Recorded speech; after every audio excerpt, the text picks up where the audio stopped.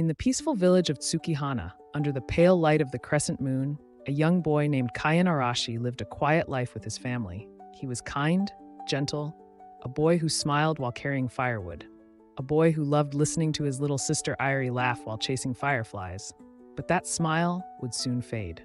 One winter night, Kaien left for the mountains to collect rare herbs. He returned at dawn, only to find blood on the snow, his home burned, his family slaughtered, and in the center of it all, a girl trembling, her body shaking, her eyes glowing red. Airi? She looked at him, but her gaze was not human.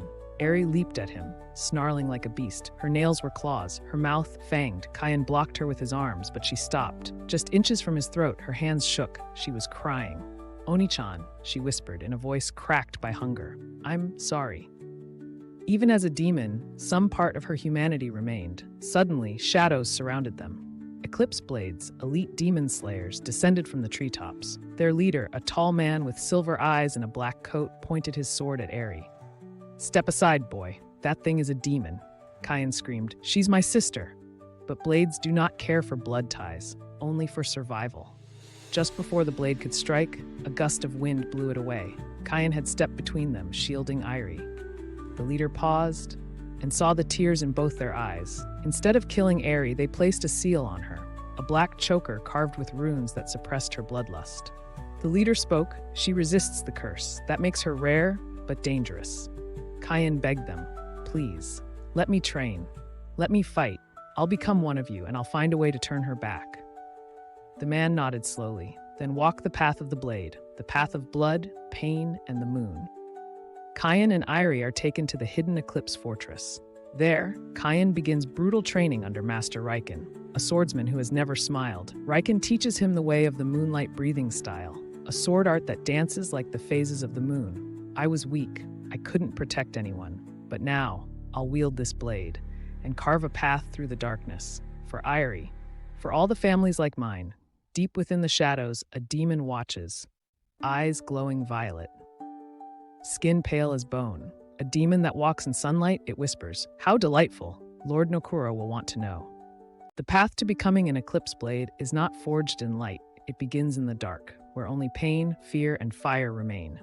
Kaien Arashi stood before the massive iron gates of the Eclipse fortress. Behind those gates was everything he had asked for, and more than he could ever imagine. Master Riken's voice echoed through the cold stone halls. "Leave behind your name, your tears, and your fear. From this moment, you are no longer a boy. You are a blade." Kaien bowed deeply, clenching his fists. His sister Airi, still bound in demon seal, watched silently from a distant cell. Her eyes begged him to survive. The next 7 days were not training. They were punishment, running barefoot over sharp gravel, swinging a practiced sword until his palms bled, standing under freezing waterfalls while holding his breath. Kaien's body screamed to stop, but every time he closed his eyes, he saw his family's corpses, and he pushed forward. Master Riken never praised, never smiled, only watched. Until one morning he spoke. "You have not broken. That means you are ready to learn moonlight breathing." Moonlight breathing was unlike any sword style Kaien had seen. It wasn't brute force. It was elegance and precision. Riken demonstrated the first form, Crescent Flash, a wide-arcing slash that glows silver in the dark. "You are not fighting demons," he said. "You are dancing with shadows, and in this dance, hesitation is death." Kaien tried again and again, failing, slipping, bleeding. But on the 7th day, he sliced through a falling leaf. Riken's eyes flickered, just for a second, with approval. Meanwhile, Airi's demon urges grew stronger. The seal suppressed her hunger, but every time she smelled blood, her claws extended. In her dreams, she saw herself devouring Kaien. She cried in silence, still holding on to her last thread of humanity. A week later, the bell tower rang across the fortress. "All recruits, prepare for final selection."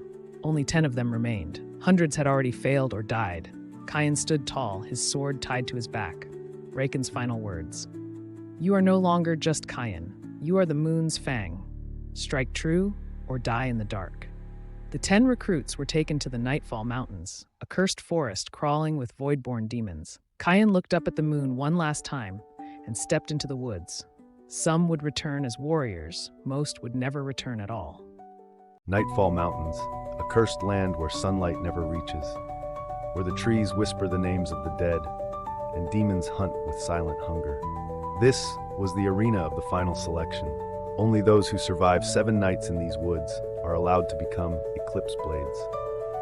Kyan stepped off the carriage with 9 other recruits. Their faces were pale, hands trembling.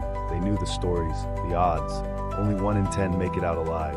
A stone gate stood before them, covered in old runes. The gatekeeper spoke, "Survive for 7 nights. Do not seek help. Do not run. Do not sleep too long." The gate opened, and the trial began. Kyan wandered into the dense forest. Every sound made his grip tighten on the hilt of his sword. Then, a whisper. A figure leapt from the trees, eyes glowing, teeth dripping with blood. A voidborn. It charged. Kyan's hands shook. He tried the first form. Crescent flash. Missed. The demon slashed his arm. Blood spilled. But then, he remembered Riken's voice. "You must not swing with fear. Swing with purpose." Kyan steadied his stance. Breathed deep, then slash! The blade shimmered in moonlight, slicing the demon clean in half, his first kill. As Kyan moved deeper, he saw other recruits. One was already dead, his body mangled, eyes wide open. Another, a girl named Kina, fought 2 demons at once, using wind breathing. Kyan tried to help, but a 3rd demon ambushed them.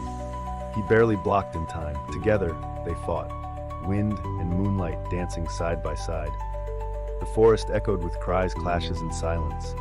On the 3rd night, a powerful demon appeared, the Bone Crawler, an abomination with 6 limbs and a spine that twisted like a snake.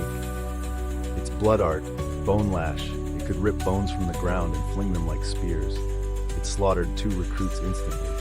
Kyan froze, he couldn't move, until he saw it charging toward Kina. Without thinking, he jumped in, blocked the Bone Lash with his sword, barely surviving. Blood poured from his shoulder, but he stood firm. "I am the moon's fang. I will not fall in the dark." As the demon prepared to finish him, Kyan's breathing slowed. A calmness took over. Moonlight breathing formed too, half-moon mirage. He vanished for a split second and reappeared behind the demon, slashing across its spine. It howled, but Kyan didn't stop. Slash, slash, slash, until silence. The Bone Crawler fell, dead. "I'm no longer the boy who ran through the snow. I am the blade that cuts through darkness." For Eri, for them all. The night was quiet now. Kyan stood soaked in blood, not his own. He had survived the Bone Crawler. But the trial was far from over. His blade was chipped. His shoulder burned with pain, but something within him had awakened. Kyan found shelter beneath an old tree. His breathing was shallow, the pain intense. But as he closed his eyes, he remembered his mother's lullaby, his sister's laughter. The night his world was torn apart, his will hardened, he began to meditate, controlling his breath, focusing his senses. And there, in the silence of the dark, he saw it, a vision, the moonlight spirit, a silver silhouette of a warrior cloaked in stars. It spoke, "Your blade is not forged of steel. It is forged of memory, of love, of loss." Kyan awoke with a sharp gasp. The air felt different. His breath was no longer shallow. It flowed, like moonlight on still water. He stood up, sword in hand, and with perfect precision moved through the air, each swing faster, cleaner. He had mastered the 2nd form, Half-Moon Mirage, and now unlocked the 3rd form, Lunar Veil, a defensive style that deflects incoming attacks with moon-shaped arcs of energy. He was ready for what came next. A pack of low-tier Voidborns, 6 in total, rushed him from all sides. Kyan didn't hesitate. His breathing slowed. He whispered, "Moonlight breathing, 3rd form, Lunar Veil." The forest lit with silver trails. Each attack countered, deflected, turned to dust. His sword moved like it had a will of its own. He was no longer surviving. He was winning. From the shadows, a tall man watched Kyan's fight, dressed in black, face hidden behind a porcelain mask. The man whispered, "Riken's student is progressing faster than expected." Another voice behind him replied, "Should we inform the pillars?" The masked figure smiled. "No, let him dance in the dark a little longer."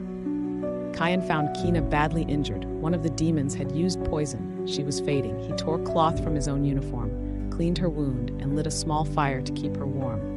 As she lay unconscious, Kyan whispered, "Don't die here, not after coming this far." Only 4 candidates now remained, Kyan, Kina, and 2 others, barely standing. The air had grown colder. The moon was full. The sky, too quiet. Something big was coming. As the final night of the trial drew near, the winds shifted. Kyan had survived blood, bone, and darkness, But fate was not finished testing him. Thunder rumbled across the mountains. Kayan looked up. The air felt electric. Alive. That's when he saw him, a boy running wildly through the trees, screaming, "No, no, no, no, I'm gonna die. I don't want to be here." His hair was golden, eyes wide with fear. He tripped, rolled, and landed face first in the mud. Kayan blinked. "What?" The boy jumped up, pointing behind him. "A demon's chasing me. Help me, please. I'm too young to be food." A four-legged demon charged through the trees, its claws slicing trunks as it ran. Kayan drew his blade, but before he could move, the boy collapsed, unconscious. Silence. Then a hum. Suddenly, the air exploded with light. The boy's body moved on instinct, eyes closed, completely unconscious. Thunder breathing. First form, thunder flash. Zap. In a single blink, the demon was sliced clean in half. Lightning trailed behind the boy's blade like a comet. Kayan stood frozen. What just happened? The boy woke up moments later, confused. Did I die? Am I in heaven? Wait, where's the demon? Kayan pointed at the steaming corpse. You killed it. Ray looked around, terrified. No way. I fainted. I always faint. I don't fight, I hide. Kayan chuckled. Maybe your body doesn't listen to your brain. Ray groaned. Ugh, great. I'm a sleep-fighting swordsman. Kayan and Ray teamed up for the final stretch. Ray may have been a coward, but his speed, even while unconscious, was unmatched. Kayan, disciplined and calm, covered for Ray when he was awake. Together, they made it through 2 more ambushes, and when they reached a clearing near the edge of the forest, they found Kina sitting by the fire. She smiled weakly. You boys took your time. The next morning, the bell rang. A flare shot into the sky. The trial was over. Only 3 stood. Kayan, Ray, Kina. The gate opened. Raiken stood at the entrance. You lived. You fought. You are now blades of the Eclipse. They knelt. From this moment, they were official demon slayers. Far away, in a throne made of shadows, a figure stirred. Eyes glowing red, voice like poison silk. A demon girl who resists the sun. A boy who breathes like the moon, and thunder born in sleep. The Eclipse blades are stirring again. To be continued. Next episodes. Subscribe to AnimeVerse Global for anime-inspired action, powerful emotion, and world-class storytelling.